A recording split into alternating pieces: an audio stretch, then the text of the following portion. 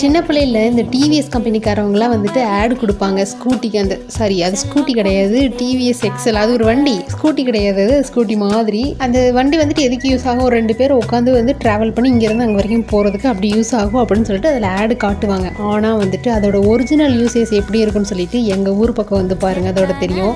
பால் can தூக்குறதுக்கு, ஆணைப்பில் எடுக்கிறதுக்கு, கடல மூட்டை தூக்குறதுக்கு, என்னென்னத்துக்கு யூஸ் பண்ண முடியுமோ எல்லாத்துக்கும் நாங்கள் யூஸ் பண்ணி பார்த்துருவோம். அந்த மாதிரி இந்த மல்ச்சிங் ஷீட்டை வந்துட்டு ஃபஸ்ட்டு கொடி வகைகளுக்கு தான் யூஸ் பண்ணி பார்த்துருந்தாங்க. அதாவது இந்த தர்பூசணி அந்த மாதிரி இதுக்கு தான் யூஸ் பண்ணிக்கிட்டு இருந்தாங்க. சரி, தக்காளி மிளகாய்க்கு ட்ரை பண்ணி பார்ப்போமே எப்படி தான் வருதுன்னு சொல்லிட்டு ஒரு ட்ரை பண்ணலான்னு சொல்லிட்டு போட்டிருக்கோம். அருந்தல் காலங்களையும் ஏதாவது ஒரு வெள்ளாமை வச்சு எடுக்கணும் அப்படின்னா இந்த மாதிரி மல்ச்சிங் ஷீட்டை யூஸ் பண்ணி பாருங்க, நல்ல ஐடியாவாக தான் இருக்குது. இதுக்கு காட்டை நல்லா ஓட்டி பொழு பொழுன்னு மண் நல்ல முதிரியாக இருக்கணும். அந்த ரேஞ்சுக்கு வந்துட்டு நம்ம நல்லா காட்டை ஓட்டி வச்சுக்கணும். எங்களுதெல்லாம் வந்து கரசக்காடு, கட்டி காடுக, கரும்பு போட்ட காடுக. அதனால வந்துட்டு எவ்வளோ ஓட்டினாலும் சின்ன சின்ன கட்டிகை இருக்கத்தான் செஞ்சிச்சு. மல்ச்சிங் ஷீட் போடலாம் அப்படின்னு சொல்லிட்டு ஐடியா வந்ததுமே என்ன பண்ணோம்னா காட்டை ரெடி பண்ணிட்டு இவ்வளோ உயரமான வரப்பு போடணும் அப்படின்னா ஆள் கூலிலாம் கொடுத்தோம்னா நம்ம கட்டி வராதுன்னு சொல்லிட்டு தென்னை மரத்துக்கு வட்டம் கட்டுற பவர் டில்லர் வச்சு வந்து பார் போட்டுட்டோம். ஒரு பாரும் பார்த்தீங்கன்னா 3 அடி இருக்கும். இந்த மல்ச்சிங் ஷீட் வந்துட்டு 400 மீட்டர் இருக்கும். ஒரு ஷீட் பார்த்தீங்கன்னா 1900 ரூபாய். இந்த ஷீட் விரிக்கிறதுக்கு 1200 ரூபாய் நாங்கள் கொடுத்தோம். விரிச்சதுக்கு அப்புறம் வந்துட்டு தக்காளிக்கு எவ்வளோ கேப் வேணுமோ அந்த மாதிரி வந்துட்டு நம்ம ஓட்டை போட்டுக்கணும். ஓட்டை போட்டும் ஷீட்டும் இப்போ வந்திருக்குன்னு சொன்னாங்க. நெக்ஸ்ட் அதை மாதிரி ட்ரை பண்ணி பார்த்துட்டு அந்த வீடியோவும் போடுறோம்.